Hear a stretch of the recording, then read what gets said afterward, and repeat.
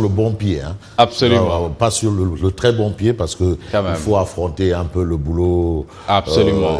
Et entre autres, donc il faut se battre pour que les choses se fassent bien. Mais et bien évidemment. C'est ce que nous tentons de faire tous les jours. Mais bien de sûr. notre côté comme du côté de la régie. Absolument. Rapacha.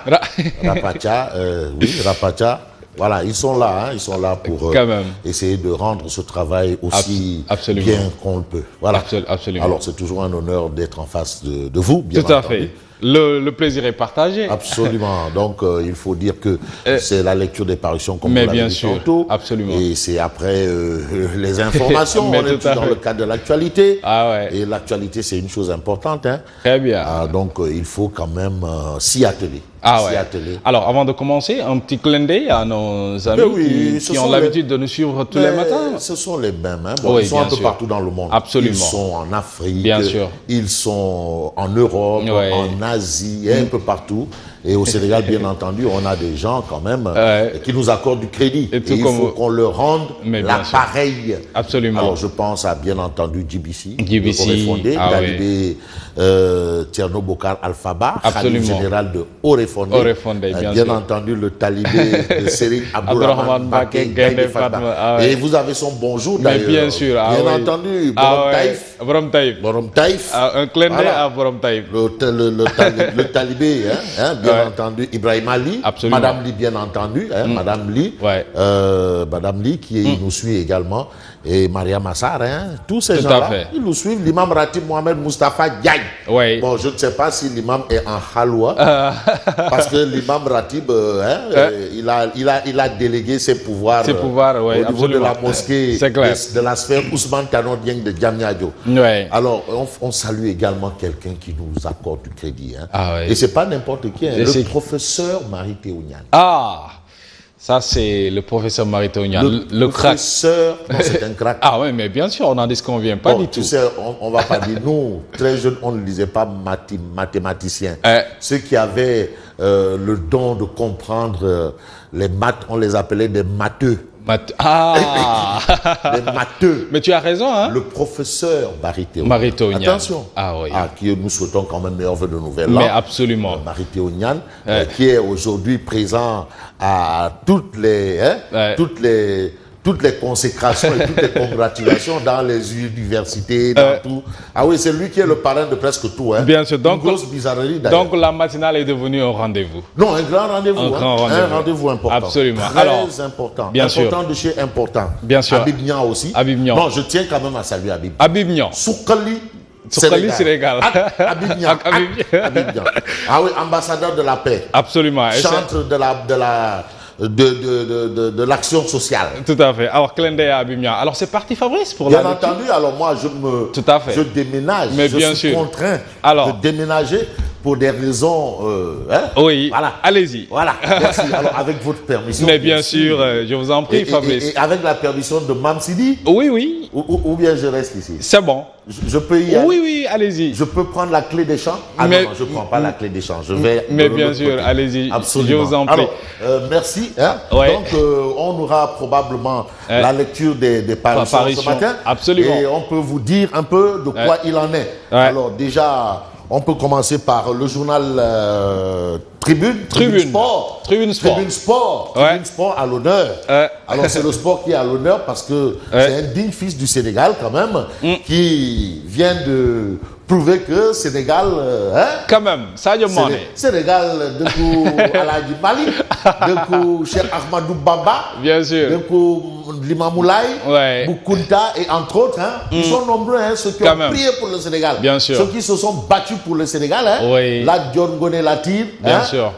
Samba Laobé Fall.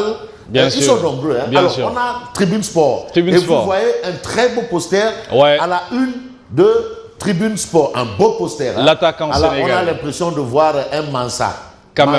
Là, maintenant, je vous amène du côté de l'Empire Manding. On a l'impression de voir un Mansa. Quand même. Un Djato. Voilà. Mansa, c'est quoi? C'est une très belle image. Si vous voulez ce beau poster de Sadio Mané, allez acheter la Tribune Sport. Bien sûr. Faites comme tout le monde. Absolument. C'est ça. Et puis, c'est important. Ceux qui vont peut-être aller à l'accueil Parce que Sadio de Foro Holbopam. Mais bien sûr. Ceux qui iront à l'accueil, parce qu'ils seront nombreux. Mais bien qu'ils sûr. achètent Tribune Sport et qu'ils montrent à Sadio que oui, il y a de quoi. Voilà ta place. Il y a de quoi. Voilà, donc tu sièges au bourg. Quand même, il la mérite. Il l'a mérité. Amouré. Absolument. Et Macky est venu, il a dit non, on ne va pas s'arrêter à Louré. Ah oui, il a dit l'enfant de Bambali. Voilà maintenant que Macky fasse la différence. Mais bien sûr. Voilà. Donc vous avez ce beau poster, hein, bien entendu, de Sadio Mané, qui est vraiment un poster bien aménagé. Bien sûr. Vraiment à sa juste valeur. Tout à fait. Alors on va passer au journal Record.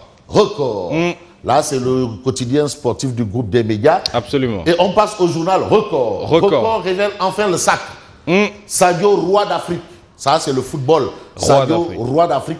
Enfin, enfin le sacre. C'est ce qu'on a à la une. Record, on a également les témoignages de Samuel Eto'o, fils, qu'il a eu 4 fois. Hein. Absolument. Alors Sadio Mané vient enfin. Et ça a été un travail de on l'attendait tous. Hein. Ça a été un travail de longue haleine. Bien voilà, sûr, ça ne s'est pas passé du jour au lendemain. Absolument. Donc, affaire au Sérignac, tout à fait. Beg, Diou, Touraïs. Non. C'est un travail qui a été fait derrière. Et enfin, le sacre. C'est ce qu'on a à la une du journal Record. On passe au quotidien. Le quotidien. Oui. Ah non, c'est Sadio Mané. Mais bien sûr. Sadio qui Mané. est pratiquement à la une de tous les journaux.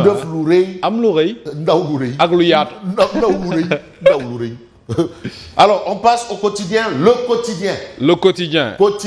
Le quotidien. Oui. Ou le journal Le Quotidien. Alors, le journal Le Quotidien qui dit Sadio Mansa d'Afrique. Ouais. Mansa. Ouais. Absolument. Vous avez le quotidien. Ouais. Et c'est Mohamed Diop qui vous le montre. Ouais. Le quotidien qui bien révèle sûr. Sadio Mansa d'Afrique. Et le Soleil quotidien ce matin, l'astre de Anne. Le Soleil. Bon, vraiment, on demande on a le Soleil, oui. Au Ndioben des parcelles là. Mais Mam Sidi, il fait. Non, attends. Le Ndioben des parcelles là, d'aller à notre rythme là. Hein, mais quand même. Ouais, Rigal. On a le Soleil. Voilà. Alors, le Soleil quotidien révèle le sacre du gâteau. C'est quoi le gâteau? C'est le lion. Lion en mandingue. Le sacre du gâteau. Ça, c'est ce qu'on a à la une du Soleil quotidien. Le Soleil quotidien qui, justement, a aussi à sa une, mais Sadio Mané, qui siège au bourg. Quand même. Parce que de Flouré, Amlouré, Atouyatou. Bien sûr. Voilà, donc on a ça à la une du Soleil quotidien. Et puis Dakar Times. Dakar Times, que dit Dakar Times? Dakar Times. Parce qu'aujourd'hui, quand même, il faut rendre hommage, il faut saluer. Absolument. Il faut élever. Pratiquement, il est. En tout cas, on a tout le programme. Mais bien sûr. On sait que Sadio doit arriver aujourd'hui. Tout à fait. Il y a toute une manifestation. Il sera reçu à l'aéroport par monsieur le ministre des Sports, mon cousin personnel, avec sa gestuelle de kilifa. Très ravi, hein, et puis vraiment, mon cousin, il sera tiré à 4 épingles. Mais bien sûr. Mais Allahu Akbar. Ah ouais? Non, c'est-à-dire, si tu as même des carabines et des pistolets dans ton questionnaire, non, il te dit vous savez, non, mais et puis gentleman. Ça, c'est l'élégance. Et puis gentleman. Et puis de faire chauffer. Mais bien sûr. Et puis Sadio Ballon d'Or africain 2019. Merci Mané. Merci en fait Mané. Mais bien sûr. Parce qu'il a fait honneur au Sénégal. Au Sénégal. Ah oui. Il y a de quoi. Il y a de quoi quand même. C'est ce qu'on doit dire à Sadio Mané. Il nous l'avait promis. Ah non, il l'a dit. Non, je l'ai gagné. Mais bien sûr. Il l'a fait. Oui. Non. Qui lui fait le Sadio. Qui lui fait le. Alors, on a le Témoin quotidien. Le Témoin. Que dit le Témoin quotidien? Alors, le Témoin quotidien, le journal de Pabiaï Soiré. Oui. Pabiaï Soiré. Colonel. De Bambali au pays des pyramides. Quand même. Quand on dit pays des pyramides, on sait que c'est l'Égypte. Oui. Voilà. Bien sûr. Voilà. Quand on dit pays de la Teranga, on dit que c'est le Sénégal. Tant tu l'es loin. Ah ouais. Donc, de la Teranga au Pharaon. Mais quel parcours! Ah non! C'est un parcours, hein? Mais non! La fabuleuse épopée de Sadio Mané. Quand même. Non, c'est-à-dire il n'est pas tombé du ciel. Mais bien sûr. Non, il s'est battu pour avoir ça. La dernière fois à Dakar, il s'est déplacé Ndeysaan Samuel Eto'o. Mais c'est ça. Eto'o, mais il a raison. Mais Eto'o, est-ce qu'il n'est pas Saloum? Mais il aime le Sénégal. Eto'o, il doit être Saloum.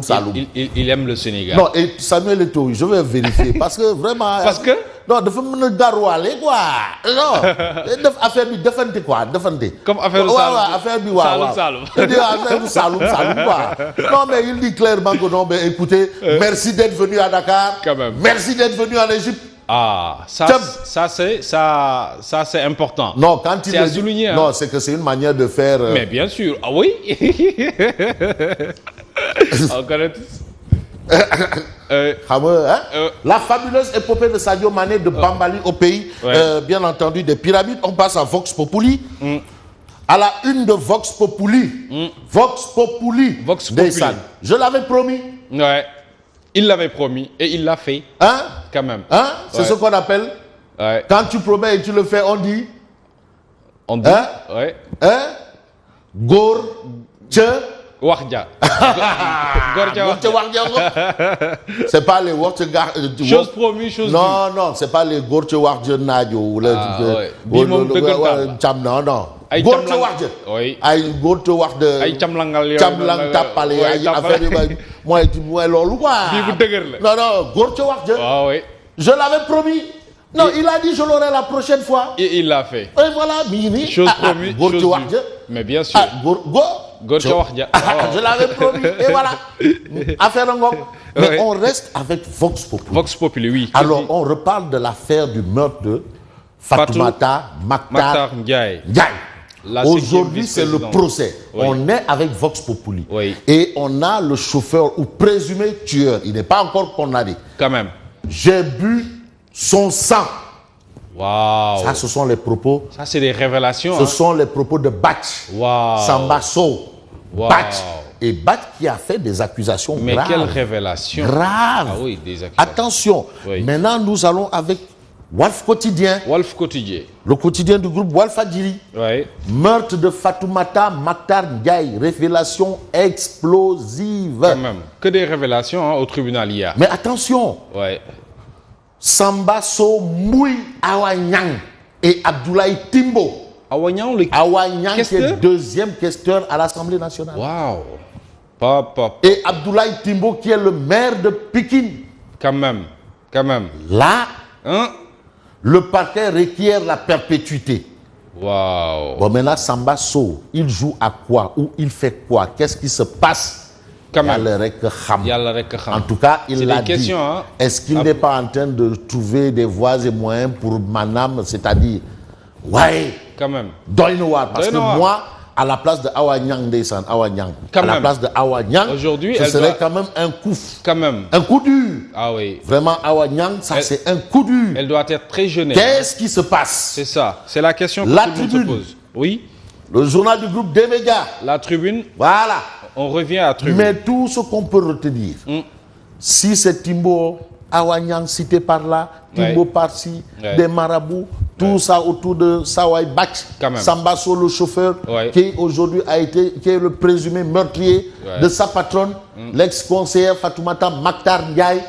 Mais on retient, et la Tribune retient que Sambasso fait trembler le tribunal. Mais c'est ça en fait. Hier, ça a été vraiment... Il a fait trembler le tribunal. Mais bien sûr. Bref, source A. Source A.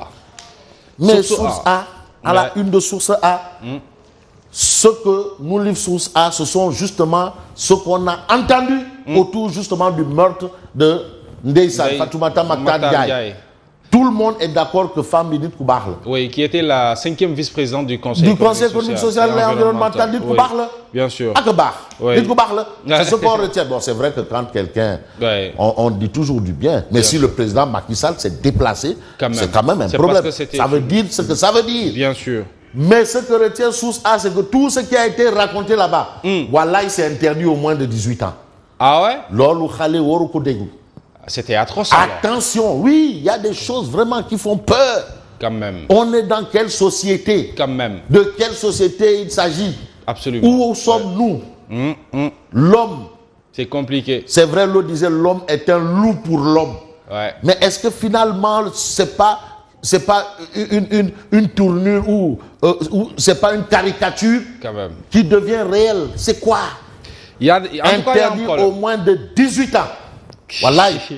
Ça, c'est ce que révèle Source A. Ouais. Et on termine avec Direct Info. Direct, oui. On termine avec Direct Politique, hein, directement politique. Bien sûr. À la une de Direct Info. Oui. Direct News. Direct News. Direct oui. News. Voilà. C'est ça. Amadouba, dauphin de Macky, c'est une interrogation. Quand même. Parce que les gens disent Amadouba. Mais on l'a toujours dit, hein. Amadouba.